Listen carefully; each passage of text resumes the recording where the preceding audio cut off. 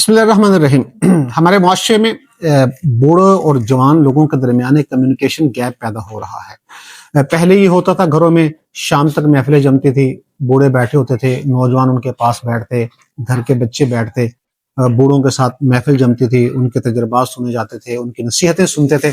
لیکن اب ہم دیکھ رہے ہیں کہ ہمارے ہاں یہ رواج کم ہوتا جا رہا ہے. ایک تو گھروں کے اندر فیملی کے لوگ آپس میں بیٹھنا جو وہ کم ہو گیا، ورنہ پہلے کھانا جب ہوتا تھا وہ کھانے کے وقت سب فیملی اکٹھی بیٹھ کے کھانا کھاتی تھی، جس سے گپ شپ ہوتی اور گفتگو ہوتی.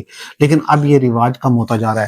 باہر سے ریڈی میڈ بنا بنایا لاتے ہیں کھانا، اور ہر ایک اپنا کھانا لاتا اور کھاتا ہے. تو اس سے جو ایک کمیونیکیشن گیپ ہے وہ پیدا ہو رہا ہے. 1948 کے بعد کی جو جنریشن ہے اس کو ایکس جنریشن یا بومرز ان کو کہا جاتا ہے، جس کو ہم اپنی زبان میں بوڑھے بولتے ہیں. اور 2000 کے بعد کی جو جنریشن ہے ان کو جین زی کہا جاتا ہے.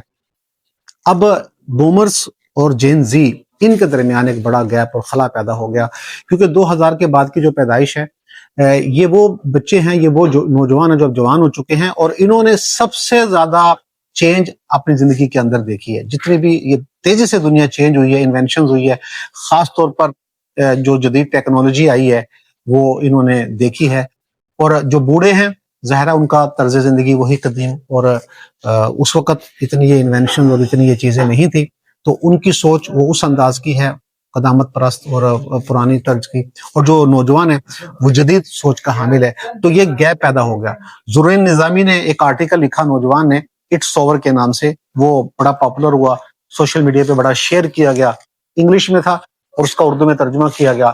لاکھوں لوگوں نے نو ڈاؤٹ اس آرٹیکل کو پڑھا. تو اس میں اس نے یہی مینشن کیا جو یہ جنریشن گیپ ہے یہ بہت ہمارے معاشرے کے اندر بڑھ چکا ہے. تو جنریشن گیپ کے بڑھنے کی جو وجوہات ہیں وہ بہت سی وجوہات ہیں. اس میں ایک اہم وجہ وہ فیملی کے لوگوں کا آپس میں اکٹھا نہ بیٹھنا اور گپ شپ نہ کرنا.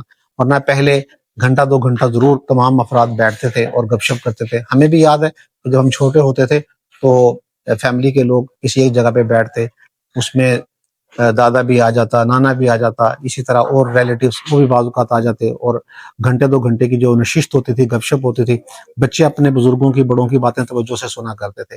اب وہ ٹرینڈ جو وہ نہیں رہا. تو اس گیپ کو دور کرنا ہے.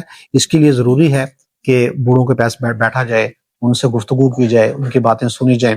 اور جتنا ظاہر سی بات ہے انہوں نے ایک زندگی گزاری ہے، زندگی کے تجربات انہوں نے دیکھے ہیں، اور اچھے برے ساری چیزیں وہ دیکھ چکے ہیں، ان مراحل سے وہ گزرے ہیں. تو ظاہر سی بات ہے وہ اپنے ایکسپیرینس شیئر کرتے ہیں جو نوجوان نسل کے لیے انتہائی مفید ہوتا ہے. اور اس جنریشن گیپ کی وجہ سے ہمارے معاشرے کے اندر بہت سے مسائل پیدا ہو رہے ہیں. ہمارا جو نوجوان آج کا وہ فرسٹریشن کا شکار ہو رہا ہے، ڈپریشن کا شکار ہو رہا ہے، اور نوجوانوں میں مختلف قسم کے مسائل، طبی مسائل پیدا ہو رہے ہیں. تو اس کی وجہ یہی جنریشن گیپ ہے.